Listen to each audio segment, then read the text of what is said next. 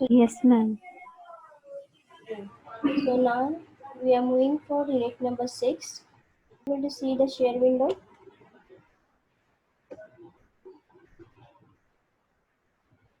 Yes. So in this unit, okay, Raj. So in this unit, first there are two concepts we have to understand.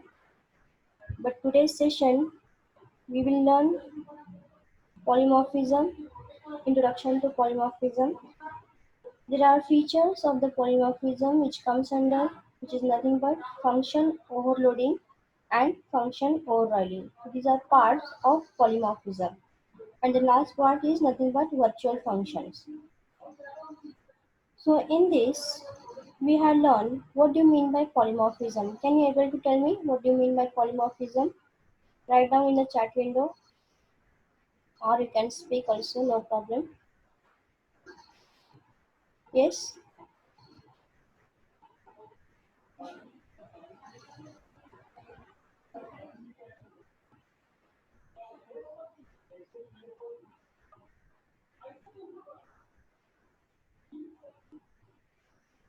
What do you mean by polymorphism? We are seeing in part 2 of object-oriented programming.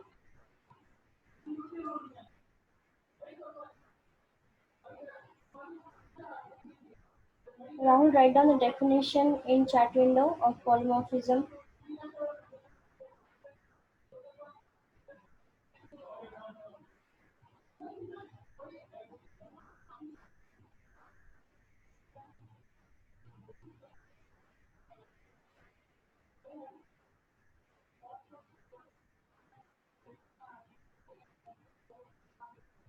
Raj, Karan, write down the definition of polymorphism in chat window.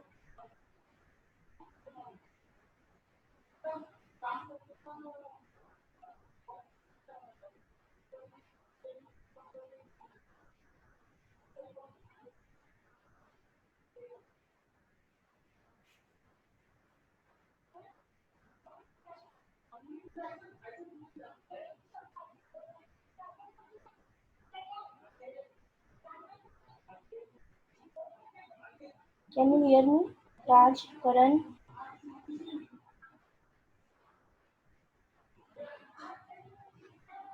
Polymorphism हमने second part में of the oriented part of part 2 we have seen the definition of polymorphism. We just want to write it down. Kunal, Karan, Raj, write down the definition.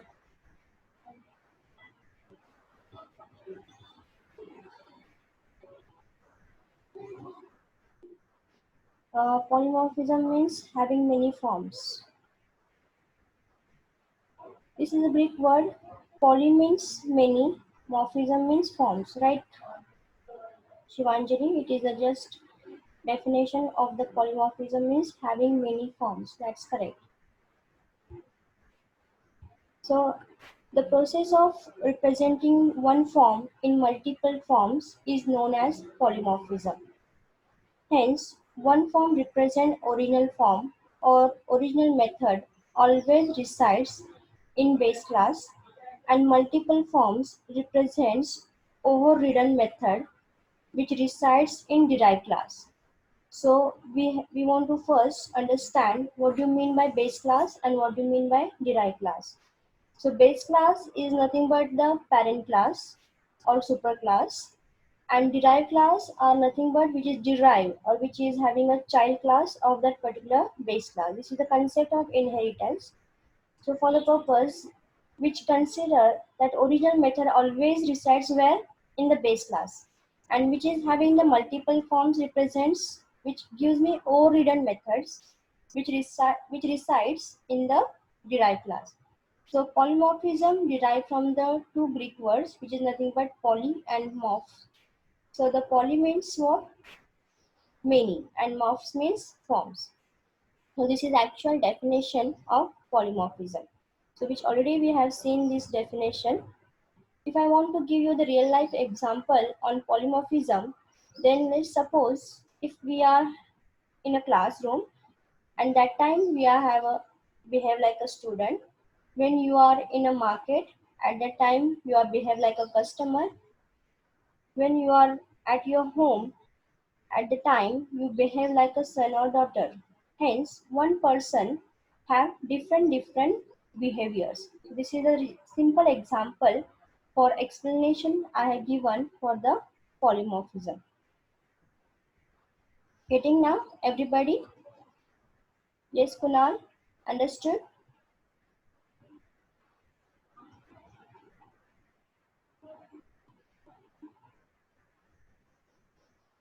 Okay.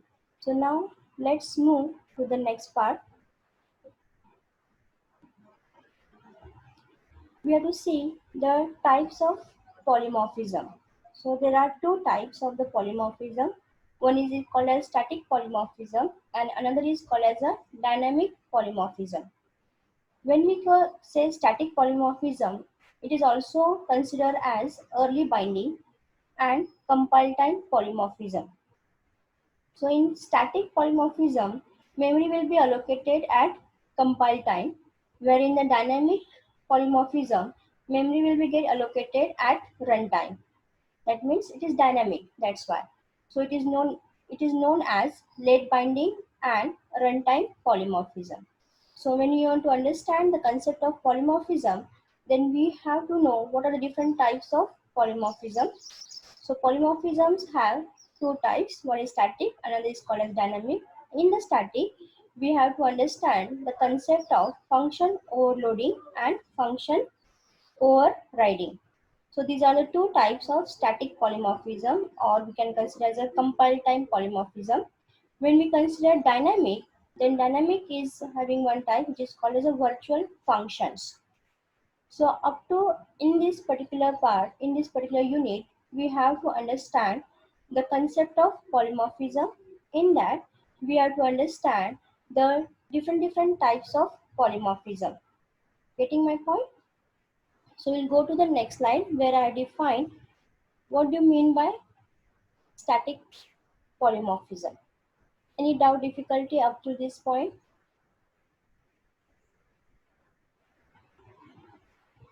Yes?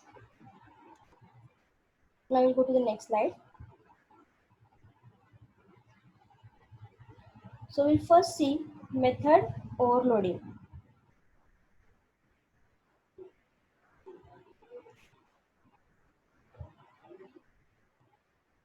So basically, method overloading, which gives whenever same method is existing multiple times, okay, in the same class with a different number of parameters.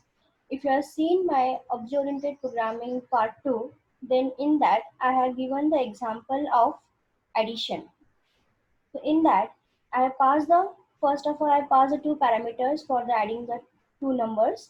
Then in the same example, I have passed the three parameters for adding the number. So this is called as multiple times in the same class with different number of parameters or different order of parameters or different types of parameters is known as method overloading.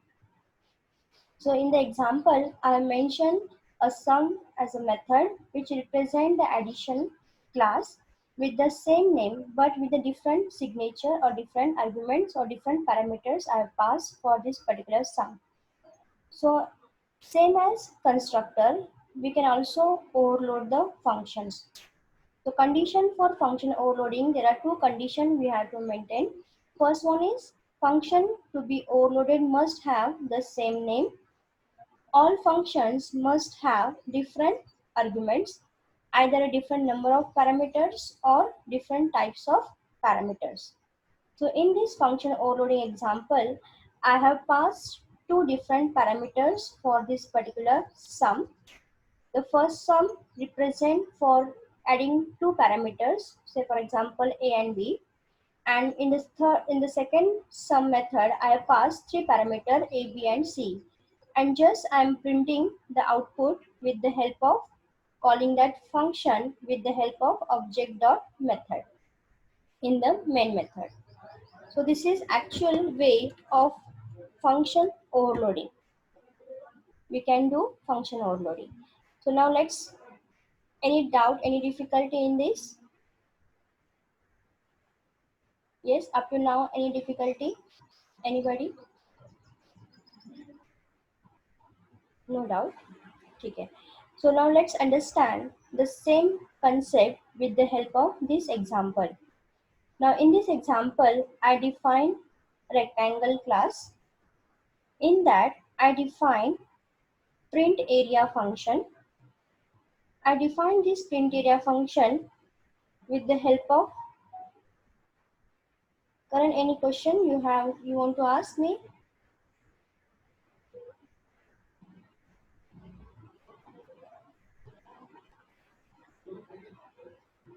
Karan,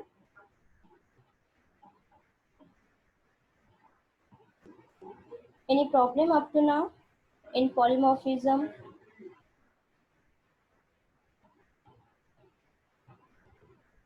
Okay, so shall we go ahead for this example now?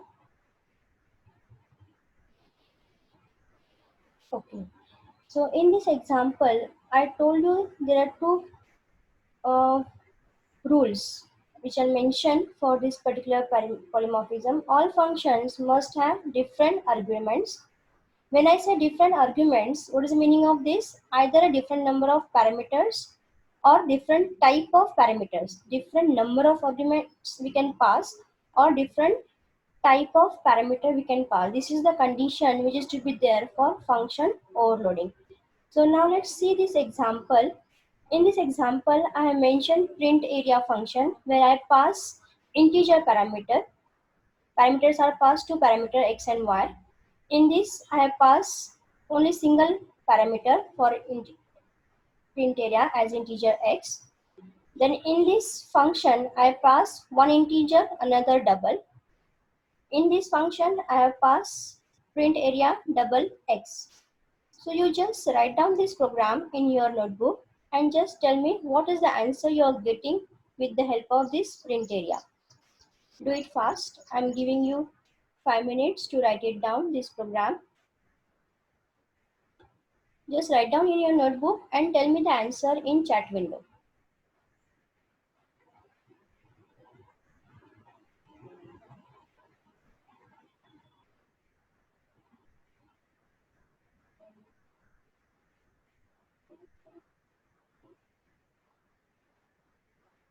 So it is the just example which is required for function overloading.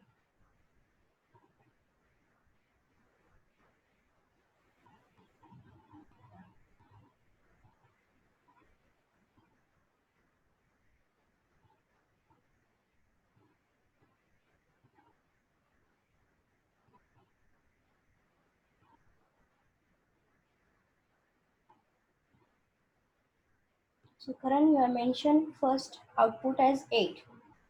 Yes, the first print area will print the output of rectangle area is 4 into 2, which is nothing but 8, correct?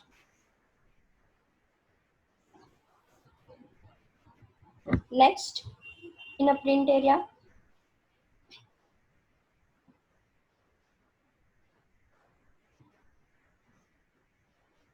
what output you will get?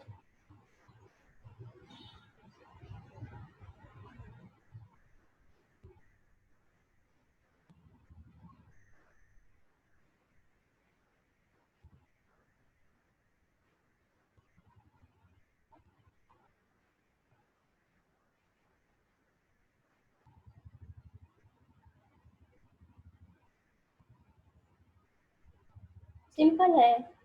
You are just printing with the help of x, x into x. So what output are you getting over there? 2 into 2, which is nothing but 4. In the third print area, x into double y, 2 into 5.1.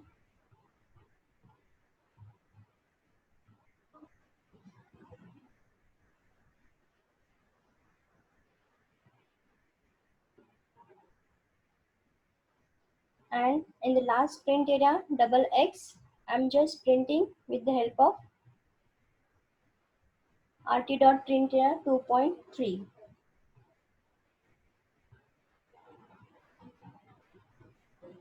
So first I will get 8 output, then second 10.2, then third 10 into 10,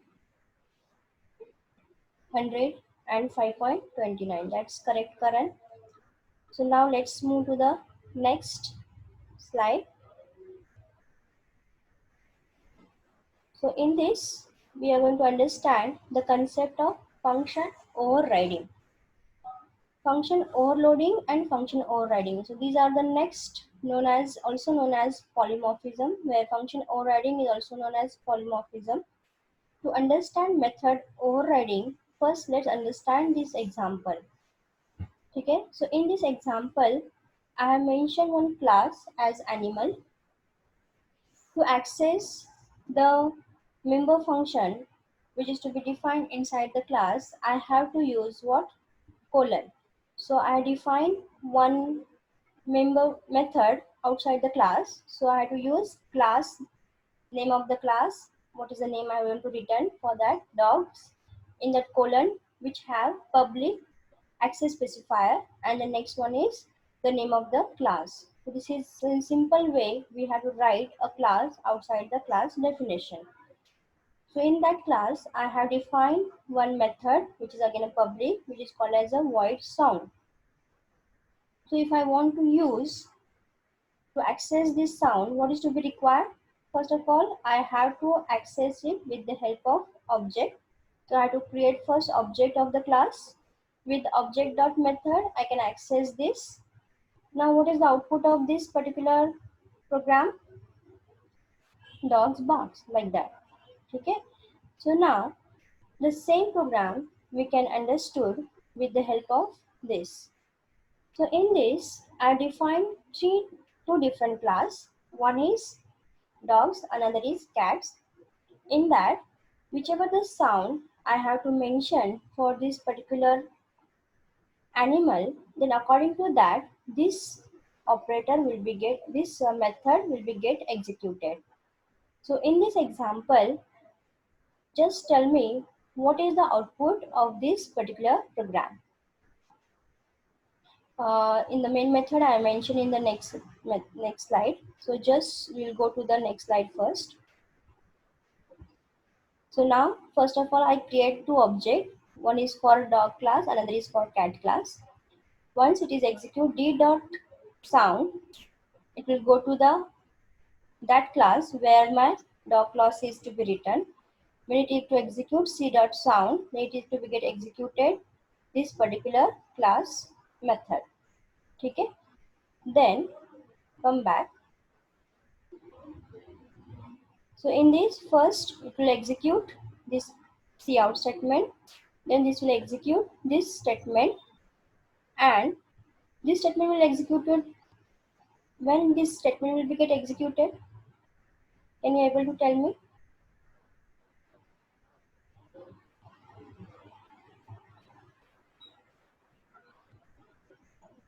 Yes, this is the parent class, okay, and these are the derived class of this particular parent.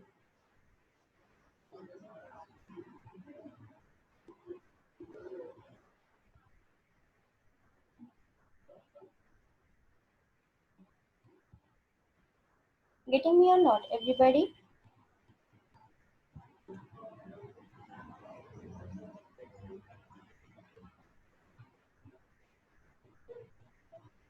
When you say function overriding, that means it is called as a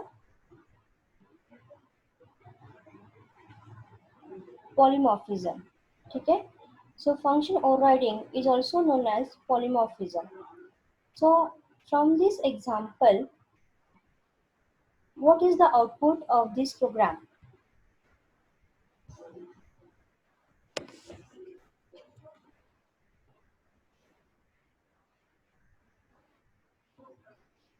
Just anybody can write down in the chat window.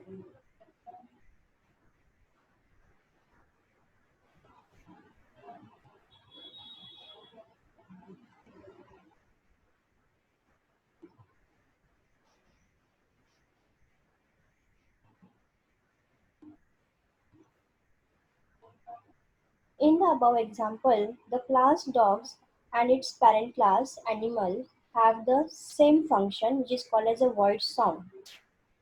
When the object D of the class dogs the function calls this function, then the function of the child class dog is called, not the parent class. This is the information which is to be required for this particular function overriding. Thus, the function of the child class override the function in the parent class when called by the object of that child class, which is nothing but this is a simple definition which is given for function overriding. So when I say d dot sound, what will happen? It will execute child class method, not the parent class method.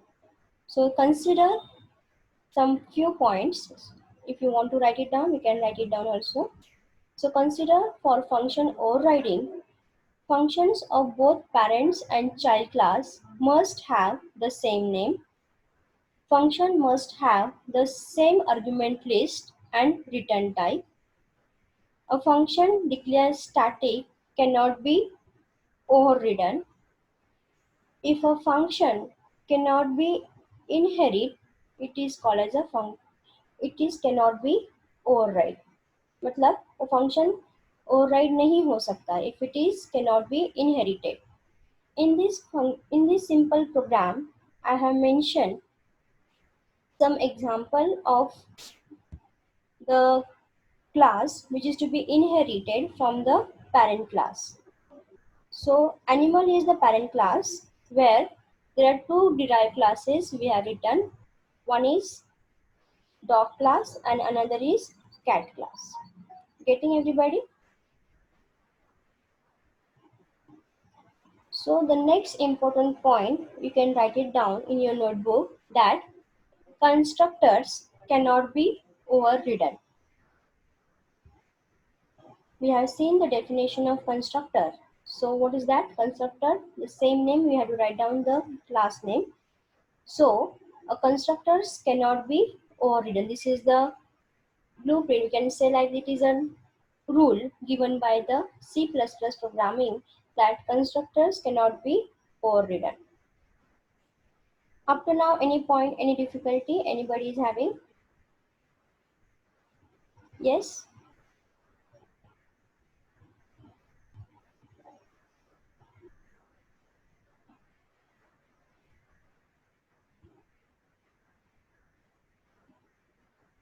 Any doubt, difficulty up to now?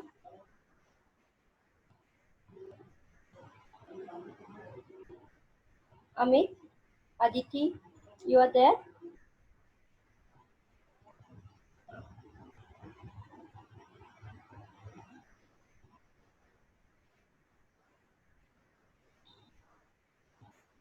Okay, so did you understand the concept, whatever we have covered today? Amit? Okay. Aditi, you are there? Any doubt, difficulty up to now? So 2 points we have to cover from unit number 6.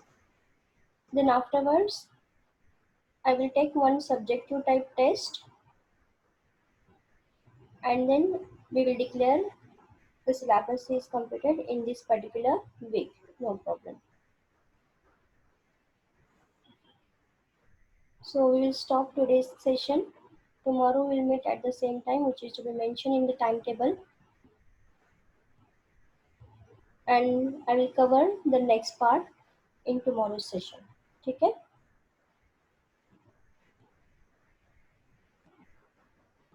So we'll stop now.